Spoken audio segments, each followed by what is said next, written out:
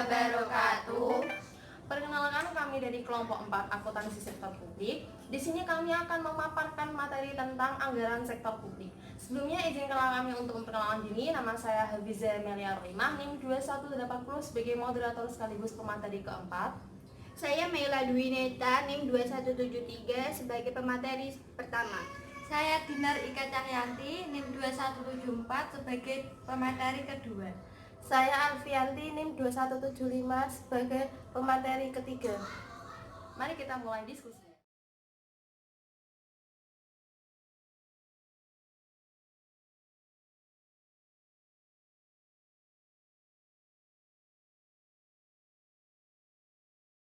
Assalamualaikum warahmatullahi wabarakatuh. Selamat pagi semuanya. Salam sejahtera untuk kita semua. Tetap semangat ya untuk kuliah daringnya. Semoga kita semua selalu dalam keadaan sehat dan tetap dalam lindungan Allah Subhanahu wa taala.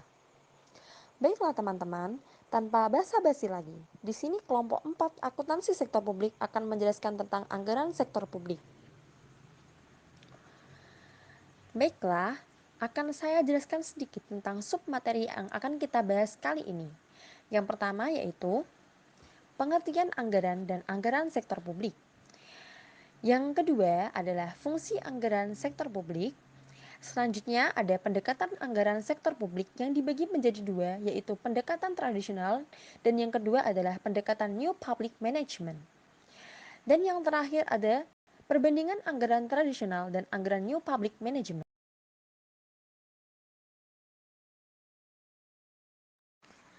Materi yang pertama akan disampaikan oleh Mela Dwineta, yaitu pengertian anggaran dan anggaran sektor publik, serta fungsi anggaran sektor publik.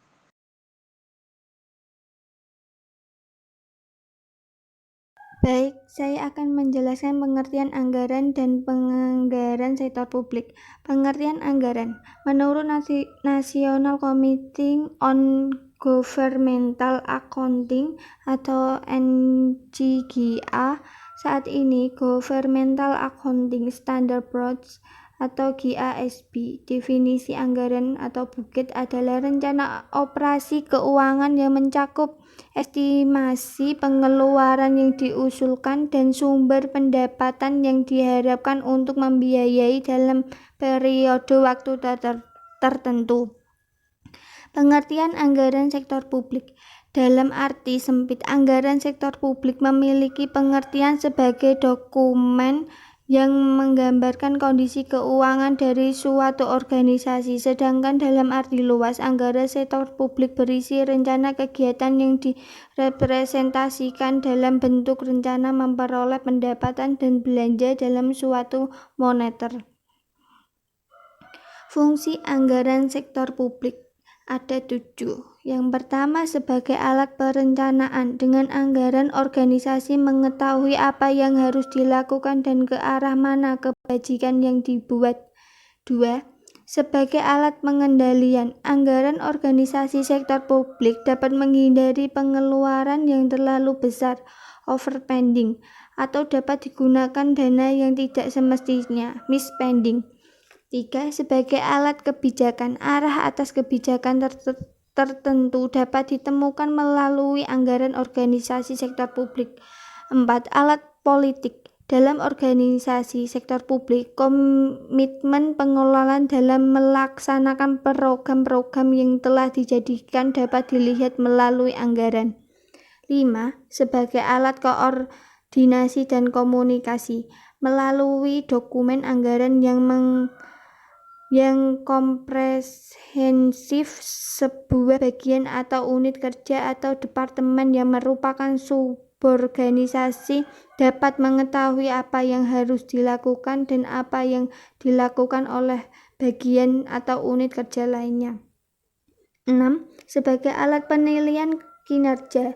Anggaran adalah suatu ukuran yang bisa menjadi patokan apakah suatu bagian unit kerja telah memenuhi target, baik berupa terlaksananya aktivitas maupun terpenuhnya efisien biaya. 7. Sebagai alat motivasi. Anggaran dapat digunakan sebagai alat komunikasi dengan menjadikan nilai-nilai nominal yang tercantum sebagai target pencapaian. Baik, terima kasih. Materi selanjutnya akan dijelaskan oleh Dinar Ika Cacianti, yaitu tentang pendekatan anggaran sektor publik dan 2 ciri utama dan ciri lain dari anggaran tradisional. Materi selanjutnya yaitu pendekatan anggaran sektor publik. Pendekatan anggaran sektor publik ada dua, yakni pendekatan tradisional dan pendekatan New Public Management. Di pendekatan tradisional, sistem anggaran sektor publik yang berorientasi kinerja, bukan berorientasi kebijakan, sehingga menuntut pihak penyusun anggaran untuk dapat mengadakan anggaran yang efisien, memangkas biaya, dan melaksanakan proses tender yang kompetitif untuk mencapai hal tersebut. Yang kedua, pendekatan New Public Management. Jenis anggaran yang sering digunakan di negara berkembang berpusat pada pendekatan inkrementalis atau pemikiran yang mementingkan pertambahan atau kenaikan, serta penstrukturan yang bersifat per barang atau line item. Selanjutnya, ada 2 ciri utama dan ciri lain dari anggaran tradisional. Yang pertama, cara penyusunan anggaran yang berdasarkan atas pendekatan inkrementalisme. Maksud dari inkrementalis yaitu hanya menambah atau mengurangi jumlah rupiah pada item-item anggaran yang sudah sebelumnya dengan menggunakan data tahun sebelumnya sebagai dasar untuk menyesuaikan besarnya penambahan atau pengurangan tanpa dilakukan kajian yang mendalam. Yang kedua, adanya struktur dan susunan anggaran yang bersifat line item. Yang ketiga, cenderung sentralistis. Yang keempat, bersifat spesifikasi. Yang kelima, tahunan. Yang keenam, menggunakan prinsip anggaran bruto. Selanjutnya, ciri utama pendekatan tradisional. Ciri utama pendekatan tradisional ada 2. Yang pertama inkrementalis, yang kedua line item. Yang pertama inkrementalis, sebelumnya saya sudah menjelaskan.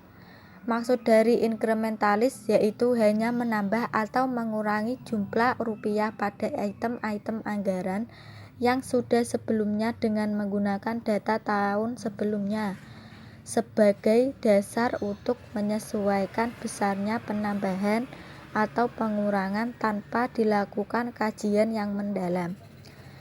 Yang kedua, line item. Sifat ini didasarkan pada penerimaan dan pengeluaran. Metode ini tidak memungkinkan untuk menghilangkan item-item penerimaan atau pengeluaran yang telah ada dalam struktur anggaran, walaupun sebenarnya secara real item tertentu sudah tidak relevan lagi untuk digunakan pada periode sekarang. Terima kasih. Baiklah, materi selanjutnya yaitu model pemerintahan di era New Public Management yang diajukan oleh Osborne dan Gabler, serta perbandingan anggaran tradisional dan New Public Management yang akan disampaikan oleh Saudari Alfianti.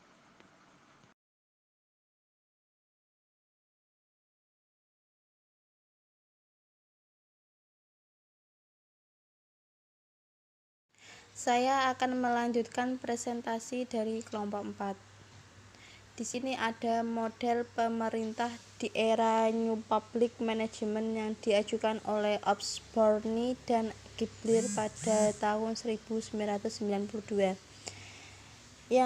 Yang pertama di sini ada pemerintahan katalis, yang kedua ada pemerintahan milik masyarakat, yang ketiga ada pemerintahan kompetitif, yang keempat ada pemerintahan yang tergerak oleh misi, yang kelima ada pemerintahan berorientasi hasil, yang keenam ada pemerintahan berorientasi pada pelayanan, yang ketujuh ada pemerintahan yang berwirausaha, Yang ke-8 ada pemerintahan antisipatif.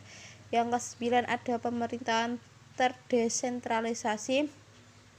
Yang ke-10 ada pemerintahan berorientasi pada mekanisme pasar.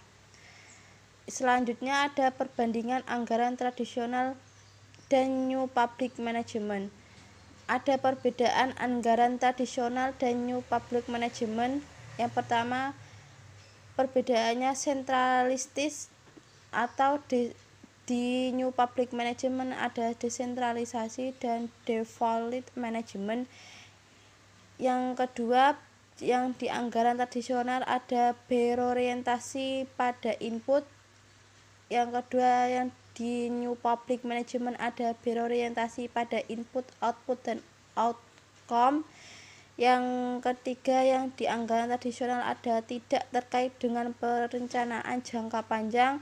Yang ketiga, di sini di New Public Management ada utuh dan kompresif dengan perencanaan jangka panjang.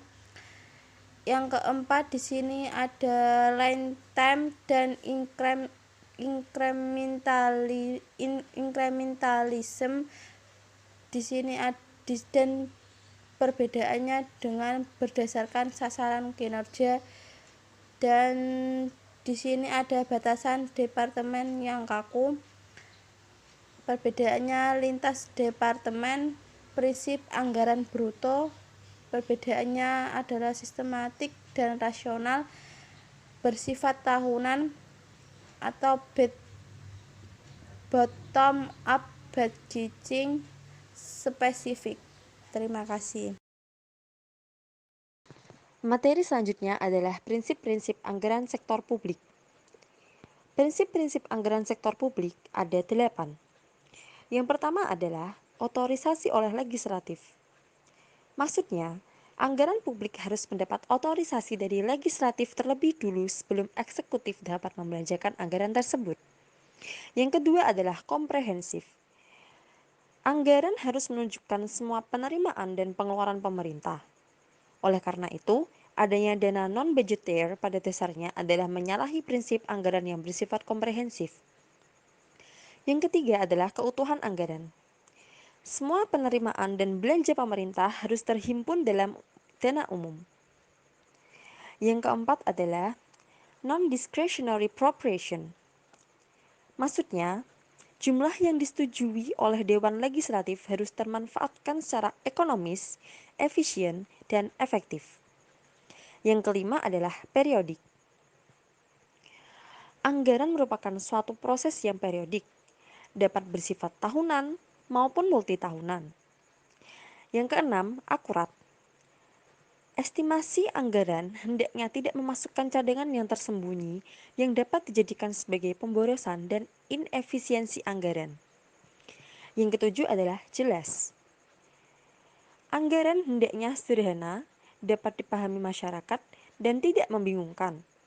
Dan yang terakhir adalah diketahui oleh publik. Maksudnya, anggaran harus diinformasikan kepada masyarakat luas. Jadi, simpulan dari materi yang telah kita sampaikan adalah anggaran sebagai alat perencanaan kegiatan publik yang dinyatakan dalam satuan moneter sekaligus dapat digunakan sebagai alat pengendalian. Agar fungsi pengendalian dan pengawasan dapat berjalan dengan baik, maka sistem anggaran serta pencatatan atas penerimaan dan pengeluaran harus dilakukan dengan cermat dan sistematis. Terdapat dua pendekatan dan penyusunan anggaran sektor publik, yaitu pendekatan tradisional dan pendekatan New Public Management. Pendekatan New Public Management dimaksudkan untuk mengatasi kelemahan dari sistem tradisional. Sekian penjelasan dari kelompok kami. Apabila ada kesalahan baik dari segi materi ataupun penyampaian kami, mohon dimaafkan. Tetap semangat ya kuliah daringnya. Jangan lupa cuci tangan dan jaga kesehatan. The key to overcome crisis is passion, self-discipline, adaptation, and alertness. Terima kasih. Wassalamualaikum warahmatullahi wabarakatuh. Sekian materi dari kelompok 4. Apabila ada kesalahan mohon dimaafkan. Semoga kalian dapat mengambil manfaat dari materi yang telah diberikan. Wabillahi taufiq wal hidayah. Wassalamualaikum warahmatullahi wabarakatuh.